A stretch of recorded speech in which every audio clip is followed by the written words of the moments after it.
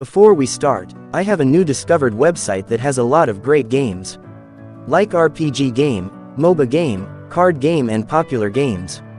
Just visit their official website in the pinned comment, and you can also download the app itself. Just tap the floating icon then proceed to download. The app is now downloading. Enjoy gamers! Yo, what's up mga chong? Kamusta guys? So update tayo kay TAiCHi app. So dito meron na tayong max ultra graphics settings ni Mobile Legends guys. Ang ginamit ko na device dito guys is Huawei P20 Lite. So old dito.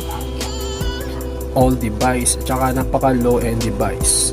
Android 10 ito guys. Ang tutorial na to guys is permanent. Naka permanent na to dito yung ultra graphics at saka ultra refresh rate. Tsaka automatic din siya, may matatanggap na update kapag merong update si Monton. So okay guys, let's start.